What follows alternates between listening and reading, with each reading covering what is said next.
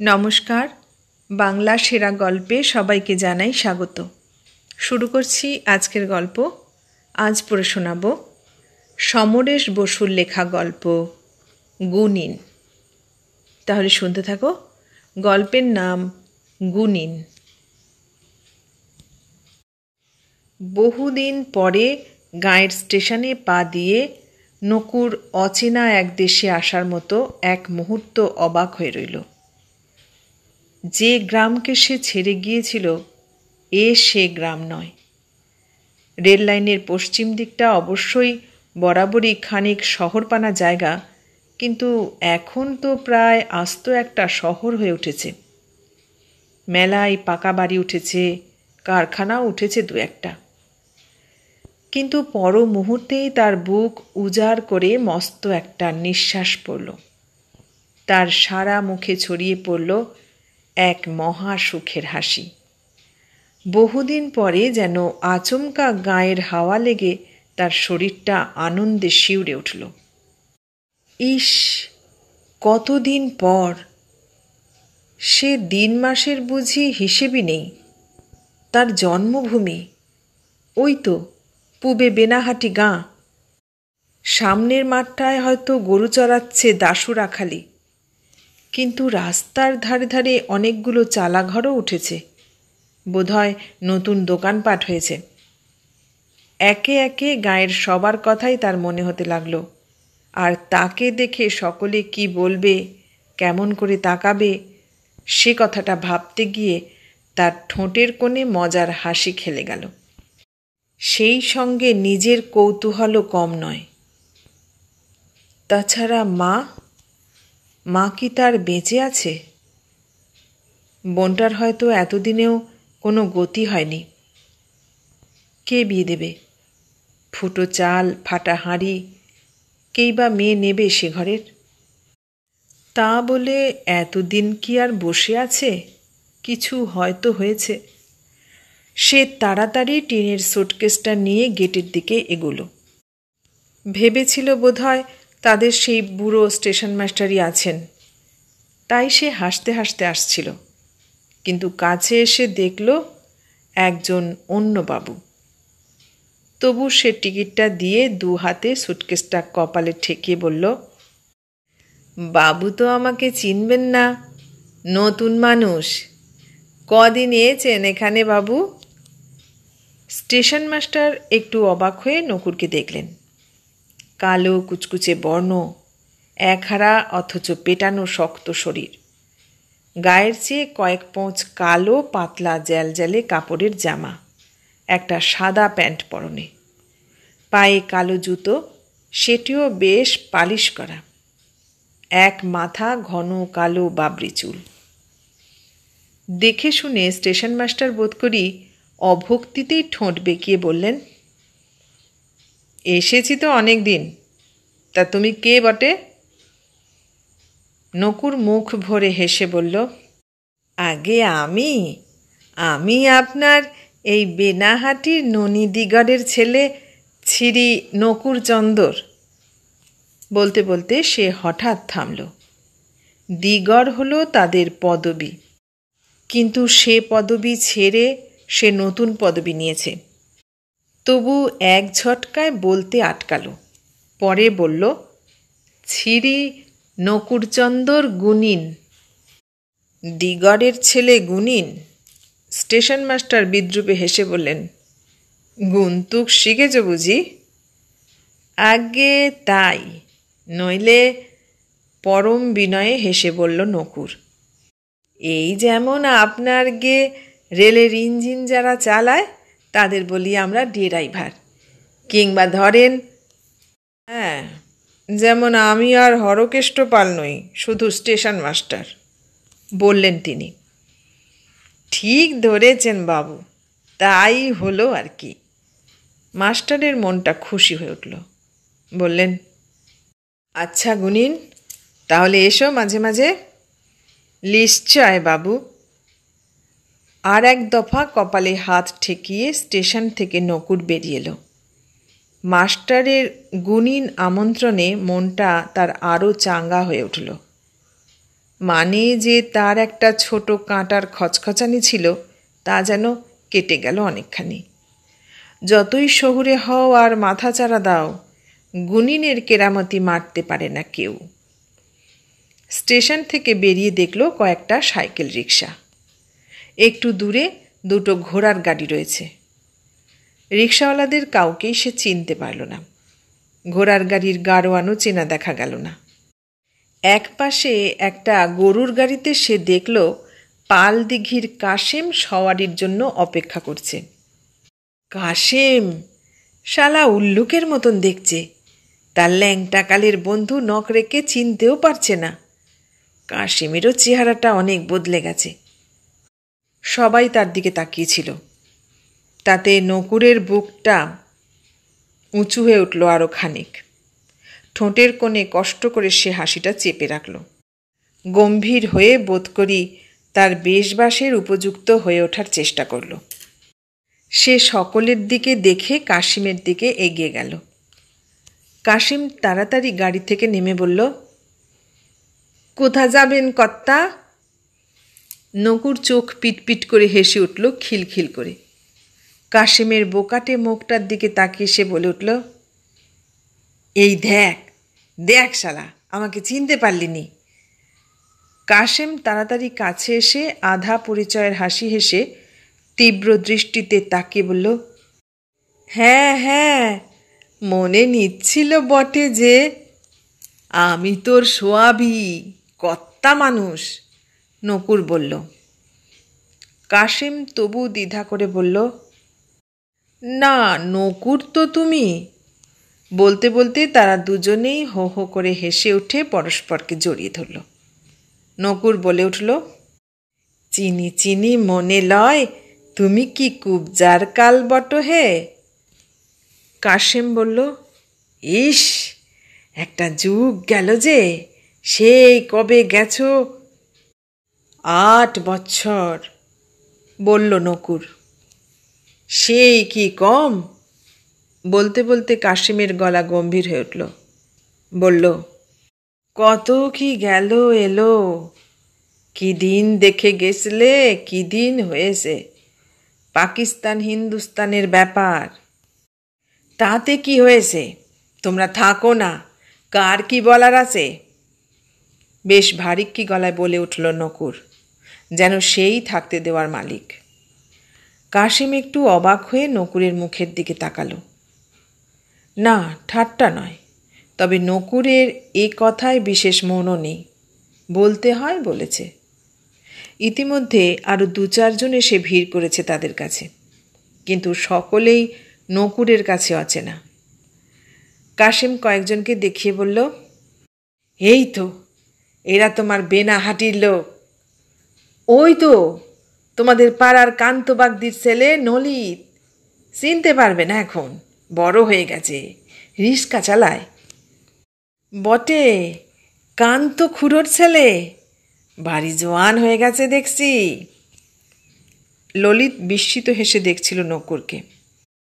আপনি বলবে না তুমি বলবে বুঝতে না পেরে বলল, শুনে আসছি ছোটকাল থেকে অমুকে বিবাগী হয়ে গেছে।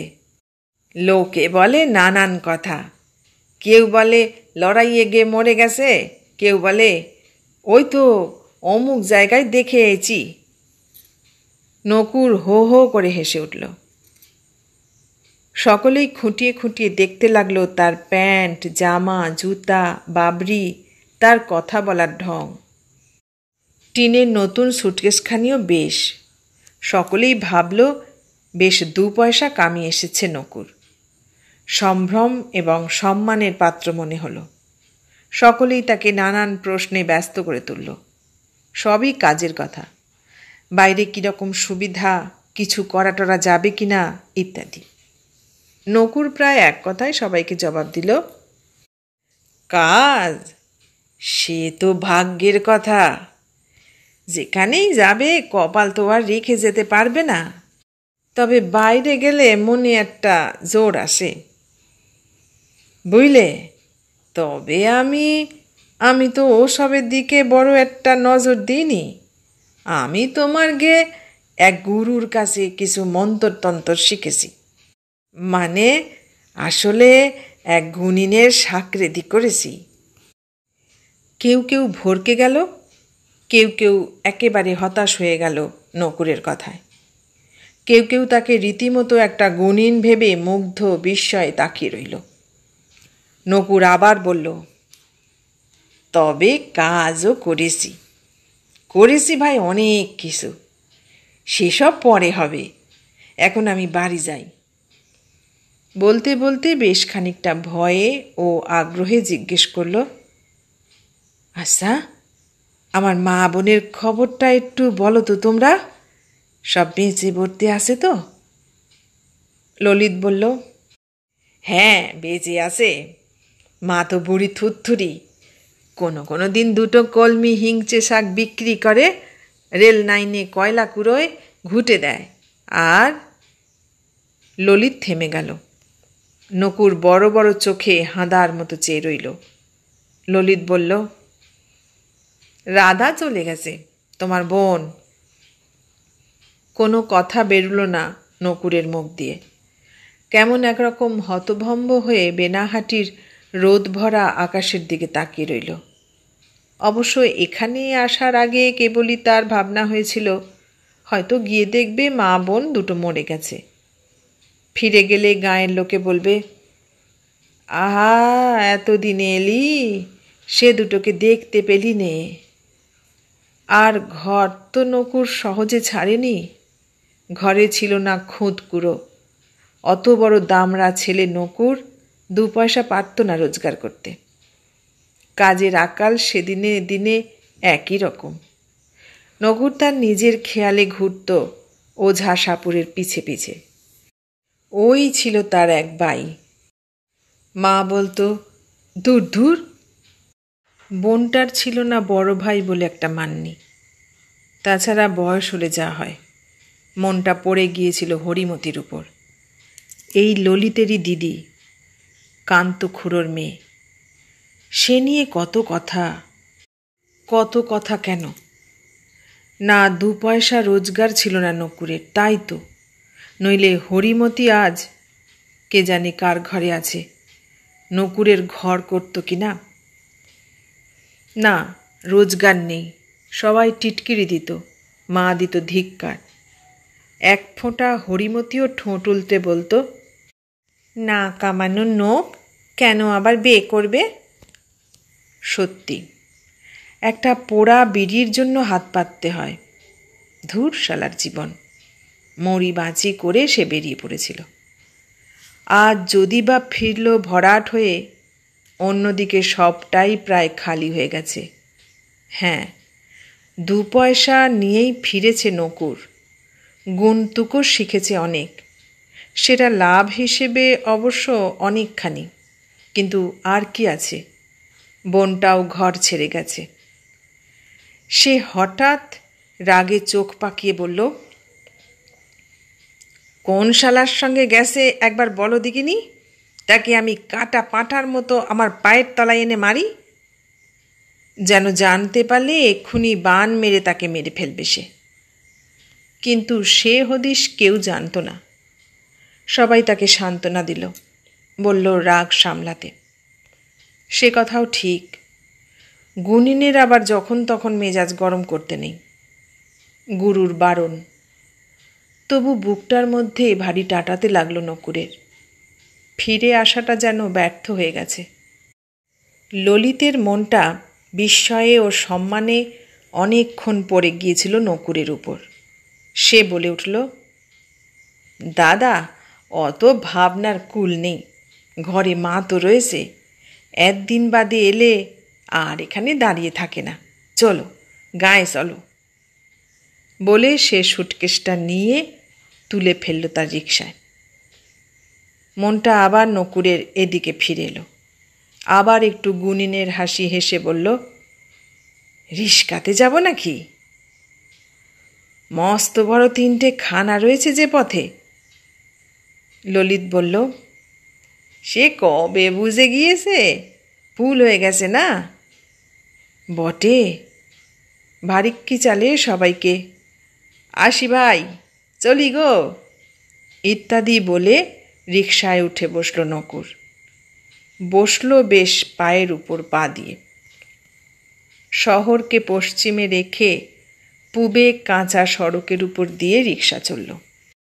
রোদ ভরা সকাল, পরিষ্কার আকাশ, ঝিরঝিরে হাওয়ার দিন যেন মন্থর মনোরম। নকুর বলল, কান্তখুড়ো কেমন আছে হে? ওই আছে আর কি, থাকে থাকে যায় যায়, গেলেও তো হয়। প্যাডেলে চাপ দিতে দিতে বলল ললিত। বুড়ো রুগী ঘরে থাকলে অমনি কথাই বল লোকে। নকুর কয়েকবার কাশল, ঢোক গিলল, পা দোলালো, তাকিয়ে দেখল ললিতের ঘাড় আর মাথাটা। তারপর যতটা সম্ভব স্বাভাবিক গলায় জিজ্ঞেস করল, তোমার দিদি মানে হরিমতি, ওকে বিয়ে দিলে কথা? ললিত সামনের দিকে সজাগ দৃষ্টি রেখেই জবাব দিল, বিয়ে তো দিয়েছিলাম পাল দিঘির কালী মোড়লের ছেলের সঙ্গে। তা হঠাৎ কথা পাল্টে বলল, এই এই হলো সেই খানা, এখন ভুল হয়ে গেছে। জানলে দাদা, সেই বেনাহাটি আর নেই কো। হঠাৎ যেন হোঁচট খেয়ে নকুর বোকার মতো হাসতে হাসতে পুলটার দিকে অর্থহীন দৃষ্টিতে তাকিয়ে বলে উঠল, হ্যাঁ হ্যাঁ, অনেক পাল্টে গেছে। কিন্তু সমস্ত বেনাহাটি যেন হারিয়ে গেছে নকুরের কাছে, তাদের কথাও যেন হারিয়ে গেছে। নকুর কয়েকবার তাল ঠুকল রিকশার গদিতে, বোধহয় গুনগুনও করল একটু। তারপর আবার বলল, তা কালী মোড়লের অবস্থা তো। আর অবস্থা, বলে উঠল ললিত। মোড়লের ছেলে মরে গেল, দিদি তো এখন আমাদের ঘাড়ে। ছেলে একটা হয়েছিল, সেটা মরে গেছে।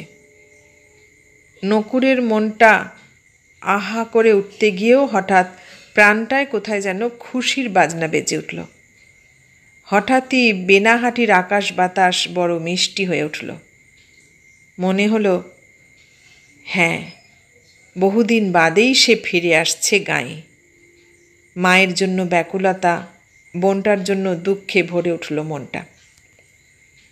পাড়ায় ঢুকতে না ঢুকতে রাষ্ট্র হয়ে গেল, বিবাগী নকুর গাঁয়ে ফিরেছে। আধকানা বুড়ি নকুরের মা তো ডুকরে চেঁচিয়ে কান্নায় জুড়ে দিল। একদিন যাকে দূর দূর করে তাড়িয়ে দিয়েছিল, তাকেই আজ গায়ে মাথায় হাত বুলিয়ে আর আশ মেটে না। মুহূর্তে এ কথাও রটে গেল, নকুর শুধু 2 পয়সা কামিয়েই আসেনি, এসেছে এক মস্ত গুণিন হয়ে। পাড়াটা ভেঙে পড়ল নকুরদের উঠোনে। সমস্ত মেয়ে বউরাও ঝোপঝাড়ের আড়ালে দাঁড়িয়ে দেখে নিল নকুরকে। আশ্চর্য! নকুর এত সুন্দর, এত গুণবান, এত বড় মানুষ। কান্তখুড়ো মনে মনে কপাল ছাপড়ে বলল, কে জানতো এমন দিনও আসবে। একেই বলে বরাত। বরাত বলে, নইলে মতি মোড়ল অমন নকুরের গা ঘেঁষে অত খাতির করে। মতির ঘরে আছে আইবুড়ো মেয়ে, নকুরকে যদি রাজি করানো যায় তাহলে আর পায় কে। নানান জনে নানান কথা বলল, কেউ কেউ তো তর্ক বিতর্কেই গেল লেগে। নকুরও কিছু অর্বাচীন নয়, সে রীতিমতো দুরস্তভাবে জোর হাতে হেসে নরম গলায় সবাইকে আপ্যায়ন করল এবং ঘোষণা করে দিল, এই দেখেন, কান্তখুড়ো আছেন, মতিখুড়ো আছেন। আপনারা সবাই জানেন, যাতে তুমি দিগর হলে কি মস্তান হলে সেটা বড় কথা নয়, গুণের একটা নাম আছে। আমাকে কিন্তু পৃথিবীর লোক গুণিন বলেই জানে, নকুর গুণিন। সবাই বলল, নিশ্চয়, গুণিনকে আমরা গুণিন বলবো, ভালো ভালো। কিন্তু হরিমতি, হরিমতি কোথায়? আশেপাশে এত বৌঝি, হরিমতি তো আসেনি। লজ্জাই হয়তো আসেনি সে। সেদিনের নকুর একেবারে অন্য মানুষ হয়ে এসেছে, লজ্জা তো হবেই। শত হলেও সেদিনের অচ্ছেদ্যটা কি কম ছিল? পরদিন সকালের ভিড় কাটলে দুপুরের ঝোঁকে এলো হরিমতি। নকুর তখন খাওয়া শেষে বসে বসে পান চিবুচ্ছে। পরনে একখানি নতুন ধুতি, তেলে জলে ধোয়া চকচকে খালি গা, মাঝখানে সিঁথি কেটে বাবরি চুল আঁচড়েছে পাতা পেরে। হরিমতিকে দেখে এক মুহূর্ত কথা সরল না নকুরের। আধা পরিচয়ের হাসিতে থমকে গেল সে। মাজা মাজা রং হরিমতির। সেই কিশোরী শরীরটা লম্বায় চওড়ায় বেড়ে উঠেছে শুধু নয়, শক্ত পুষ্ট গায়ে তার রূপেরই বা কি বাহার হয়েছে। গায়ে জামা নেই, শাড়ির রেখায় রেখায় শুধু শ্রী নয়, প্রাণ ভোলানো গমকের ওঠা নামায় তা অপূর্ব। মুখে ঠাসা পান, ঠোঁট দুটো লাল টুকটুক করছে। সেই ঠোঁটে ও স্থির চোখে তার বিচিত্র হাসি। একে বিধবা, তাই বাপের বাড়ি। মাথায় তার ঘোমটা নেই, টান করে বাঁধা আলগা চুল। কে বলবে এ মেয়ের বিয়ে হয়েছিল? হরিমতি হেসে বলল, চিনতে পারলেনি? চকিতে থমধরা ভাব কাটিয়ে উঠে দাঁড়ালো নকুর। বলল, খুব খুব চিনেছি। এসো, বসো এসে। হাসলে পরে বেঁকে ওঠে হরিমতির ঠোঁট। বলল, থাক থাক, কুটুম তো লই, তুমি বসো। নকুর বসল, কিন্তু মনটা বসল না। আচমকা সব গুছন্ন বস্তু হুড়মুড় করে পড়ে যাওয়ার মতো মনটা এলোমেলো হয়ে গেল তার। সে হঠাৎ চেঁচিয়ে উঠল, মা, মা, হরিমতি এসেছে গো। সে কথা শুনে মায়ের পিত্তি জ্বলে গেল ঘরের মধ্যে। একদিন যে ধিক্কার দিয়েছে নকুরকে, আজ সেই ধিক্কারেই সোয়ামী খাগি হরিমতিকে মনে মনে গাল দিয়ে উঠল বুড়ি। শুধু রাগ নয়, ভয়ও হলো তার অমন ছেলের মাথাটা না আবার খারাপ করে ছুঁড়ি। হরিমতি বসে পড়ল নকুরের অদূরেই। বলল, তুমি নাকি মস্ত গুণিন হয়ে এসেছ। নকুর হরিমতির দিকে তাকিয়ে অস্বস্তি এবং বিস্ময়স্তব্ধ হয়ে রইল। কোথায় লজ্জা হরিমতির মুখে? দিব্যি ঠোঁট টিপে বাঁকা হেসে কথা বলছে, চোখের কোণে দৃষ্টি অপলক, জড়তাহীন স্বচ্ছন্দ ভাব। নকুর বলল, মস্ত আর কি, তবে একটু আধটু শিখে টিকে এসি।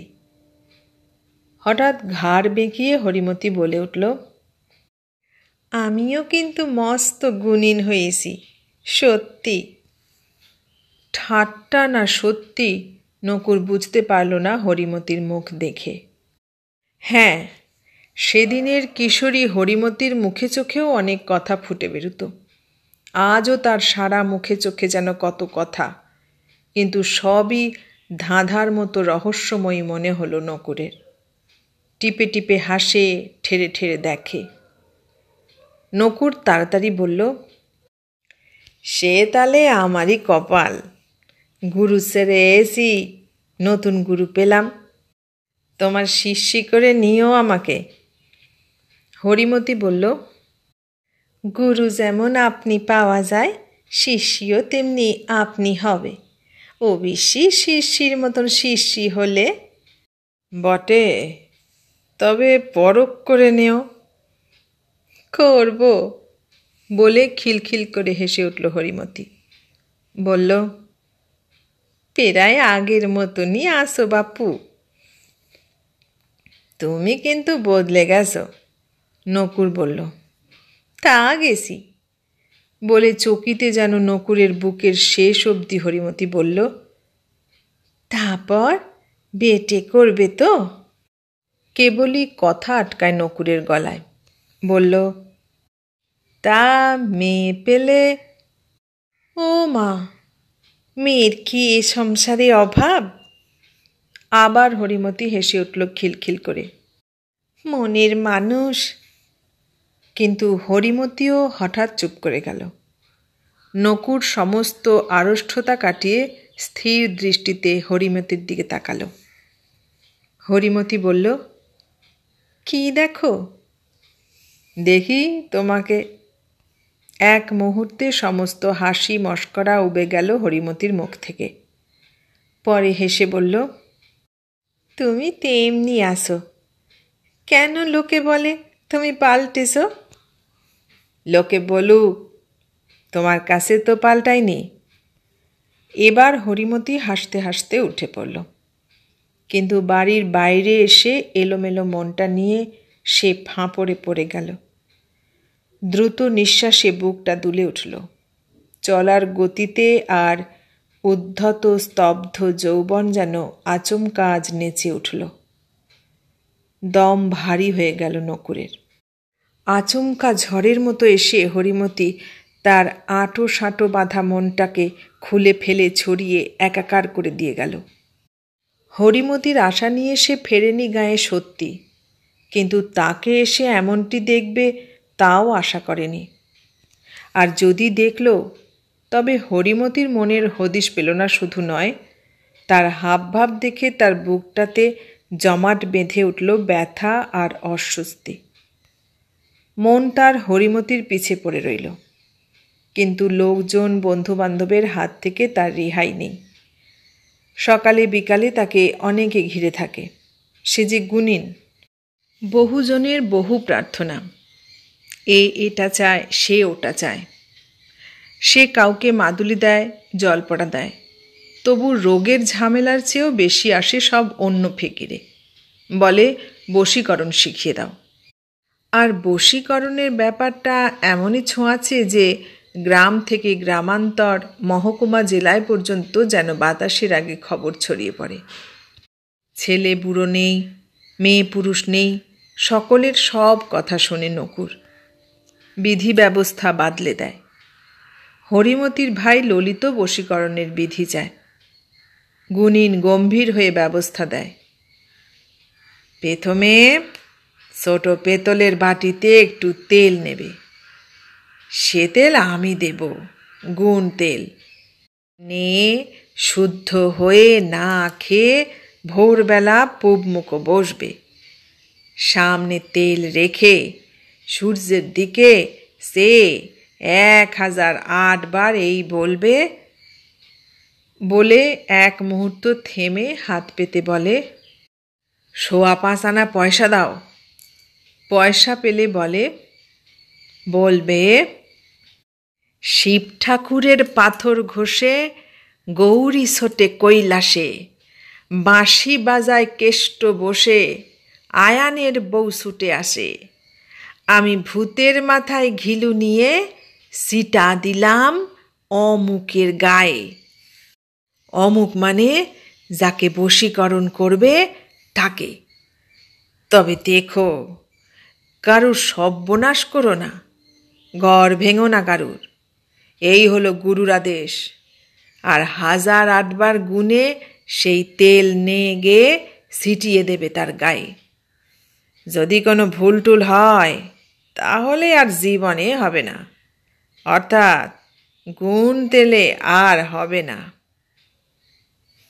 শুধু তেল নয়, কাউকে কাউকে সে সিঁদুর দেয়। সে সিঁদুর টিপ দেখলেই জন্মশত্রু নাকি বশ মানবে। ফলের চেয়ে অফল বেশি, তবু আশ্চর্য রকমেই 2-1টা লোক ফল পেয়ে যায়। তাতেই বিশ্বাস আরও বেড়ে যায় লোকের। যাদের ফলে না, তারা জীবনভর ভুলের মাসুল দেওয়ার জন্য মন ঠান্ডা করে বসে থাকে। গুণতুকের চারপাশে এত ফাঁক যে 1008 ঘাট বাঁধলেও ফসকে যাওয়ার সম্ভাবনা 16 আনা। যখন কোনো কিছুতেই হয় না, তখন ব্যবস্থা নকুর শেষ কথা বলে, অমাবস্যার দিন মাঝরাতে মাটি খুঁড়ে মানুষের হাড় তুলতে হবে। সে তোমার মুসলমানের বা হিন্দু বৈষ্ণবের গোট থেকেই হোক, হলেই হলো।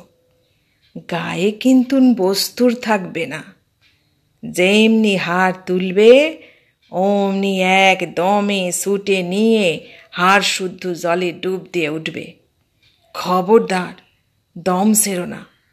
পেছন থেকে কতজনা ডাকবে, কিন্তু ফিরে তাকাবে না, সাড়া দেবে না। সামনে কেউ দাঁড়ালে থুথু দিয়ে এগিয়ে যাবে, ভয় পেও না। তারপর সে হার নিয়ে যদি একবার উঠতে পারো, সোজা চলে আসবে আমার কাছে। যা করবার আমি করব। শুনেই সকলের বুকের মধ্যে হেম হয়ে আসে। এ প্রচেষ্টার দুঃসাহস কারুর নেই। অবিশ্বাসীও অনেক আছে তার বন্ধুদের মধ্যে। তারা বলে, এইসব সার নকুরে, অন্য কিছু কর। নকুর অমনি বলে, জানিস কলকাতায় এসব কাজে এক একজন লক্ষপতি হয়ে গেছে।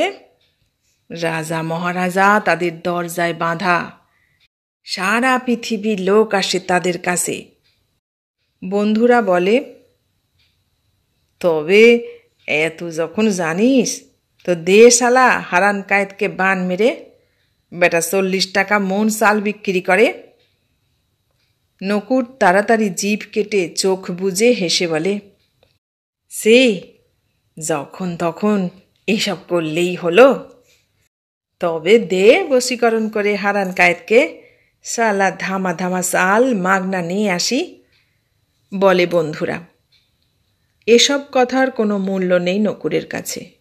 সে এদের গম্ভীর গুণিনের মতোই মিষ্টি হেসে ঠান্ডা করে। ঠান্ডা হয় না হরিমতি। হায়, সে গুণিনী কিনা কে জানে, কিন্তু সে গুণ করেছে গুণিনকে। কাজে ভুল, মন্তরে ভুল, সব গোলমাল হয়ে যায়। এক এক সময় বিরক্ত হয়ে ওঠে লোকজনের উপর। এমনকি মতি মোড়লের তোষামোদও বোঝে না সে। হরিমতি তেমনি আসে, ঘাড় বেঁকিয়ে তাকায়, টিপে টিপে হাসে।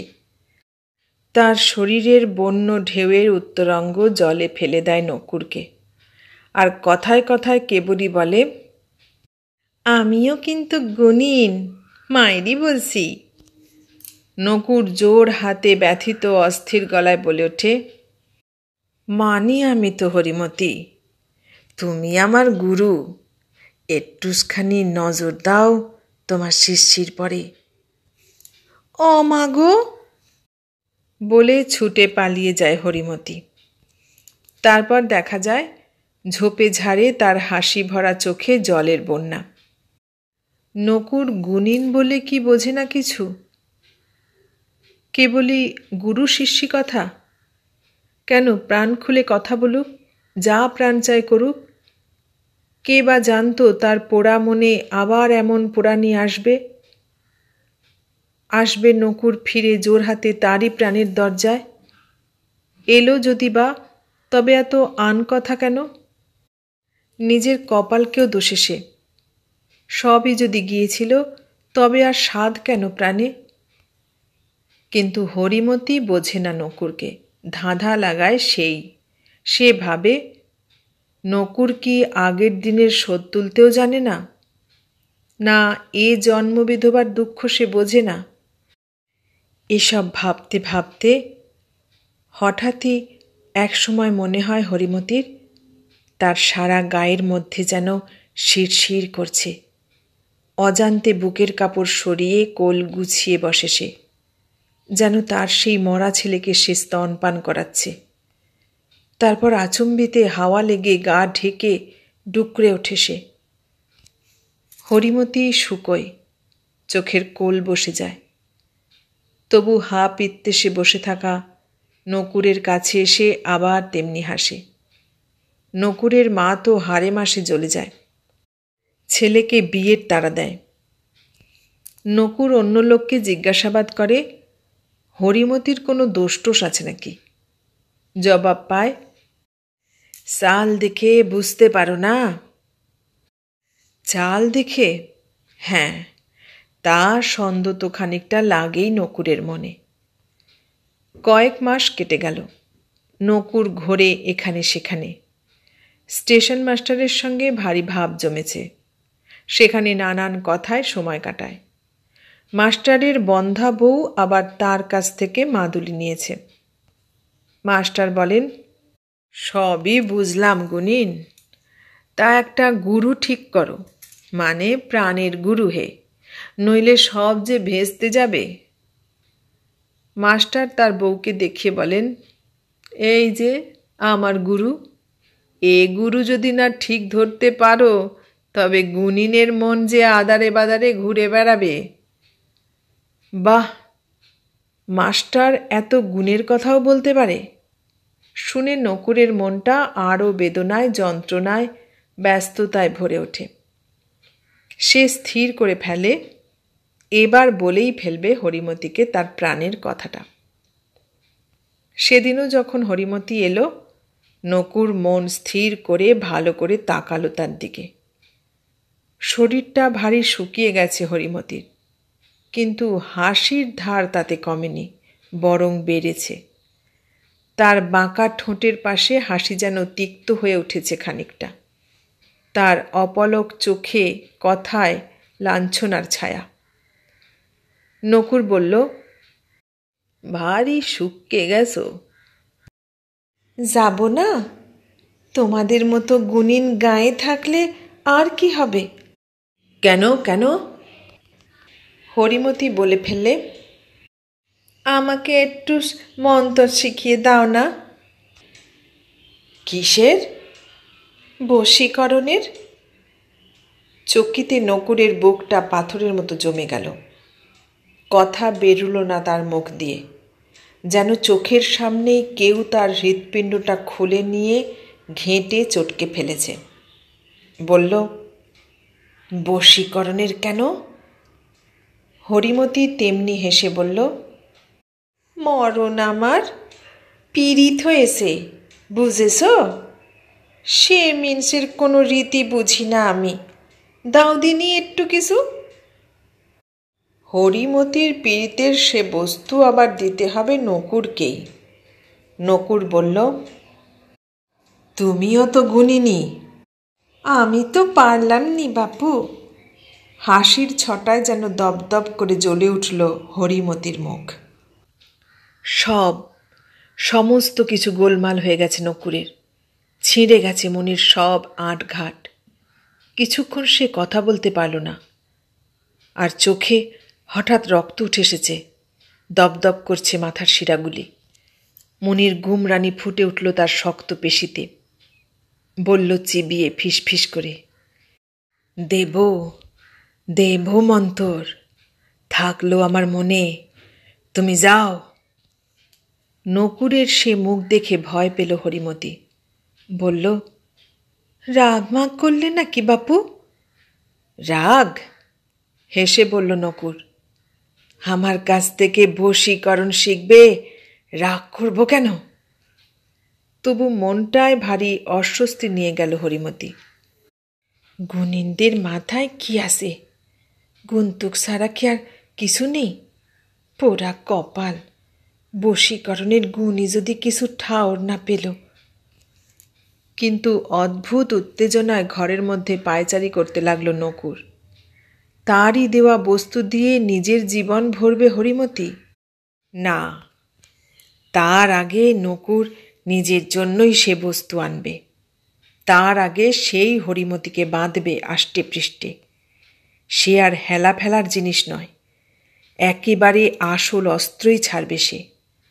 যক্ষ রক্ষ দত্তি দানো যেই হও, কেউ ঠেকাতে পারবে না নকুরকে। দুদিন বাদেই অমাবস্যা এলো। নকুর বেশ খানিকটা সিদ্ধি খেয়ে বুঁদ হয়ে রইল। তারপর মাঝরাত্রি নিশ্চুপে কোদালখানা নিয়ে গাঁয়ের বাইরে পথ ধরল। ঘুটঘুটে কালো রাত, অন্ধকার জমাট বেঁধে আছে। মনে হয় প্রতি মুহূর্তের যেন কারো আশেপাশে উপর নিচে যাওয়া আসা করছে। গাছগুলো যেন ওত পাতা ভূতের মতন দাঁড়িয়ে আছে। বিদঘুটে নৈশব্দকে ছাপিয়ে থেকে থেকে শেয়াল ডেকে উঠছে। নকুর হনহন করে এসে হাজির হলো বেনাহাটি ও পানদিঘি গাঁয়ের সীমানায়। পানদিঘির কোল ঘেঁষে গোরস্থান, অদূরেই মস্ত দিঘি, দুদিকেই দিগন্ত বিস্তৃত তেপান্তর অন্ধকার প্রেতের মতো ঘাপটি মেরে পড়ে আছে।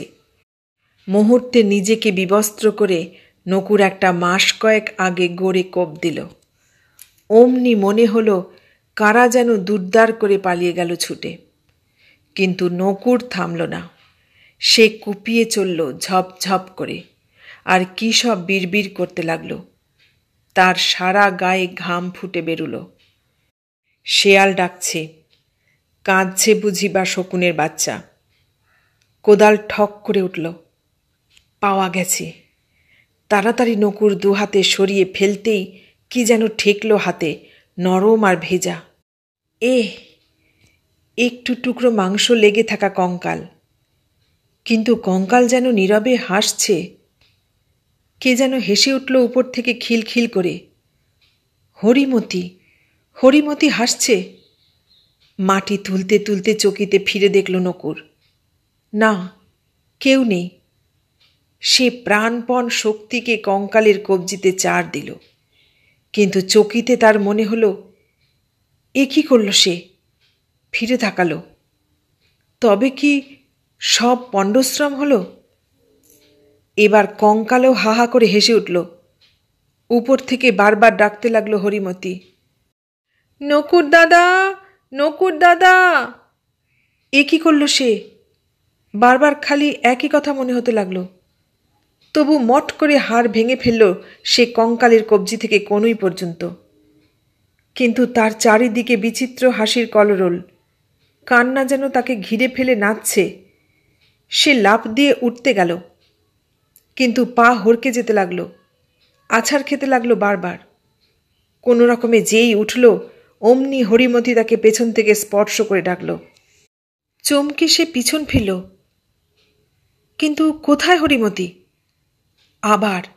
আবার ভুল। তাড়াতাড়ি দম আটকে সে ছুটে গেল দিঘির ধারে। নিস্তরঙ্গ কালো জল তারার ছায়ায় চকচক করছে। আবার ডাকছে হরিমতি। জলে লাফ দিতে মুহূর্ত চমকালো নকুর। তখন আর দম থাকছে না, তার ভয় করছে।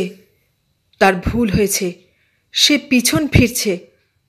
দত্তিদানুর কাছ থেকে ছিনিয়ে নিতে এসে সে নিজেই অন্ধকারে একটা উদম ন্যাংটো প্রেতমূর্তি যেন।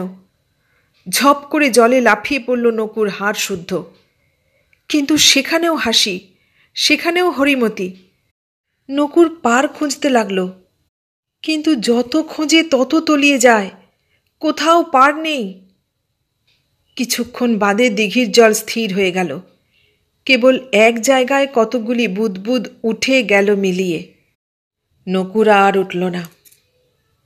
পরদিন খানিক বেলায় গুনিনের মৃতদেহ যখন ভেসে উঠল দিঘির জলে, তখন লোকজন ছুটে গেল সেখানে। দেখলে সবাই অদূরে মাটি খোঁড়ার কবরের পাশে পড়ে আছে একটা কোদাল। সবাই বলল, দানই মেরেছে সুবিয়ে গুনিনকে। কেবল হরিমতি জলভরা চোখে ঘরের ছেঁচে আকাশের দিকে মুখ করে হাহাকার করে উঠল, গুনিন, তুমি হরিমতির মন বুঝলেনি। ও সাই বস্তু কে চেয়েছিল, আবার যে জীবনে বাঁচতে চেয়েছিলাম, তুমি তা দিলেনি।